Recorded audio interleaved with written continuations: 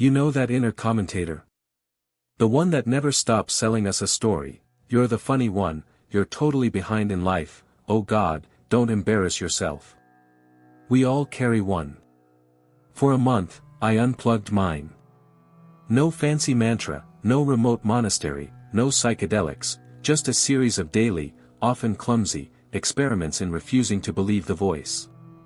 By day 4, I found myself inexplicably crying in a grocery line, the aisles suddenly looking like empty stage props.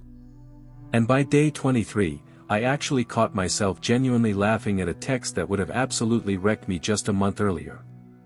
Stick around, and I'll show you exactly how that messy breakdown eventually turned into a profound breakthrough. Most of us treat the ego like a personal helmet. You bump into life, and it saves you from having to admit you're lost, or wrong, or less than.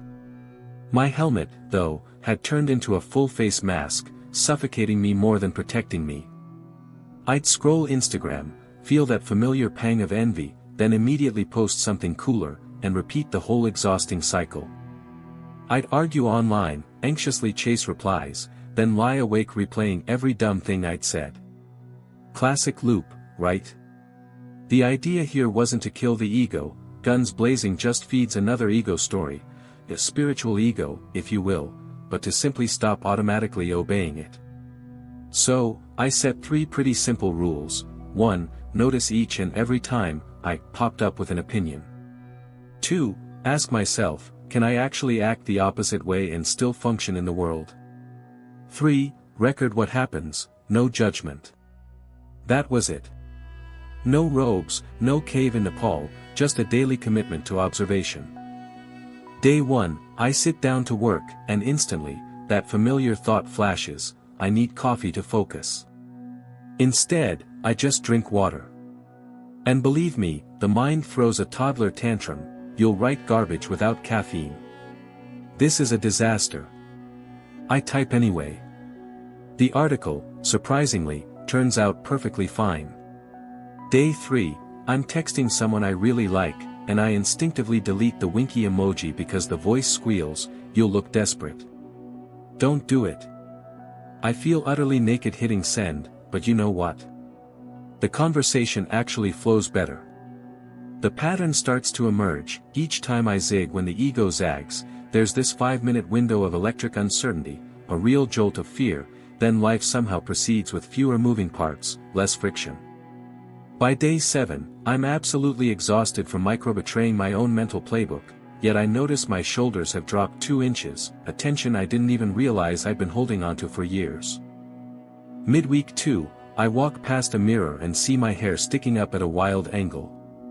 Normally, I'd fix it instantly, a reflex. Today, I just leave it. A security camera later shows me wandering around looking like a mad scientist. And guess what? Nobody dies. Something about that sheer stupidity, that mild defiance, cracks the dam a little. I realize the ego isn't really after perfection, it's relentlessly after continuity. As long as it can keep narrating, keep its story going, it survives. When you start to starve it of reaction, it begins swapping stories faster, almost frantically, like a radio scanning for any signal, any frequency to latch onto. For about 48 hours, I hear a mashup of old memories, future worries, random jingles from commercials. It's a cacophony. Then, the scan slows, and an actual silence shows up, awkward, like an unexpected guest who doesn't quite know when to leave. I sit with the quiet anyway, letting it just be. Day 15, right there in the cereal section. My hand reaches for the fancy granola that the algorithmic I usually loves, but I pause. I actually feel the texture of the box, notice the price, and suddenly the store's fluorescent hum becomes deafening, almost overwhelming. The labels on the shelves look like props in some strange dream. My name, my rewards card, my carefully curated healthy lifestyle, every single identifier feels utterly weightless, meaningless. Tears well up, not tears of sadness, but of sheer, profound disorientation. I'm a character who's completely lost the plot, and it's simultaneously hilarious and horrifying. A stock kid, bless his heart, asks if I'm okay. I just laugh, wipe my face, and buy the off-brand oats. Walking home, I sense this incredible space around each thought, like furniture that's been scooted apart in a previously crowded room. For the very first time, I understand why spiritual texts often call this room peace. It's literally extra square footage in the mind, a spaciousness that's always been there, just obscured. Week 3, and the experiment really starts to get practical. I'm in a group chat, and, of course, everyone's roasting my outdated takes on something. Old wiring screams, defend yourself. You must prove your point. I stay silent. 10 minutes later, the chat moves on, and so does my heart rate. The miracle isn't just that they forgot, it's that I did. Without the story of, I'm the smart one who always has the right answer, criticism literally has nowhere to land. Each day starts to feel like showing up to life without any plot armor, no rehearsed comeback, no carefully constructed humility, just raw, authentic response. There's an odd side effect, too: people open up faster. A coworker I barely know confesses burnout over coffee, completely unprompted. Later, my mom says I listen different. Translation: when you stop so meticulously curating your own character, others feel safe enough to drop theirs. You become a mirror, not a performance. Final week, and a weird flatness creeps in. The voice is mostly quiet, which is great, but life still involves laundry and taxes and all the mundane stuff. Turns out, when the drama thins out, the brain is quite adept at inventing new drama about having no drama. Is this all there is? Becomes the fresh, nagging soundtrack. I almost quit, craving the old roller coaster of identity and struggle. Eckhart Tolle warns about this specific trap: the ego's last, most insidious disguise is often, I'm enlightened, just another story to cling to, another identity to defend. So, I adopt a micro-practice. If I catch even that subtle whisper of pride, that hint of a new story forming, I do the dishes slowly, mindfully, feeling the water, the soap, the warmth. The sheer ordinariness becomes the meditation itself. Boredom dissolves into a simple, profound aliveness, and that shift, that quiet acceptance of the present, feels like the real graduation.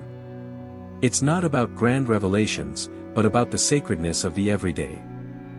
I tracked 3 metrics, 0 lab coats involved, just my own observations. Reactivity, down roughly 70%. I define reactivity as the immediate time between a stimulus and my snap judgment or emotional outburst. It was drastically reduced. Sleep, my average bedtime moved 37 minutes earlier because all those nighttime regret loops simply vanished. Creative output, 3 articles completed and 14 pages of a personal project I'd been stalled on for months. The numbers are definitely sloppy, anecdotal at best, but the trend is undeniably clear: less me, more momentum, more flow. Friends ask if I've become a monk. Nope. I still binge Netflix. The difference is I no longer feel the compulsive need to post about it to validate the binge, or myself. Internal silence doesn't magically turn you into a saint, it just makes you significantly harder to manipulate, starting, most importantly, with your own tricks. Quick pause: if any part of this ride feels familiar, maybe the grocery aisle tears or that quiet moment in a group chat, please, drop a comment telling me which moment hit hardest for you. Your story genuinely helps other viewers see they're not weirdos on this sometimes lonely road. The like button. Totally optional, but silence loves company, so smash it if you want YouTube to whisper this video to someone else who's just as tired of their own internal voice as you are. The official experiment ended 3 days ago. That first morning post-trial, I checked my phone, and the old narrator instantly offered, better recap everything fast before the world moves on without you. I just smiled, took a deep breath, drank my water, and still skipped the coffee.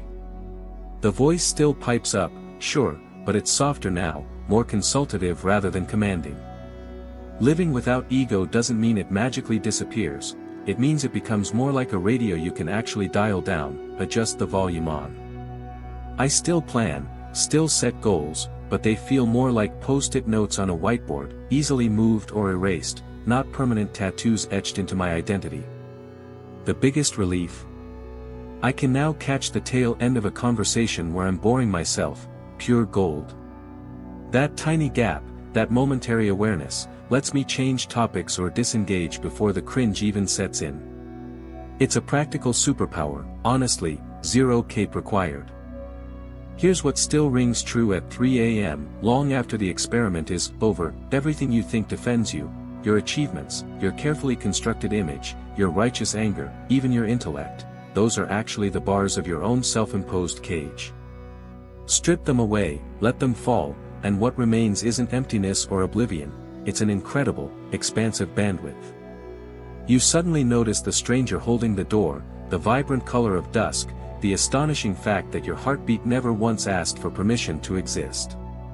I'm not selling enlightenment here, I'm simply saying, try 30 days of not believing every single line your inner PR agent spits out. Start small, disagree with just one thought today.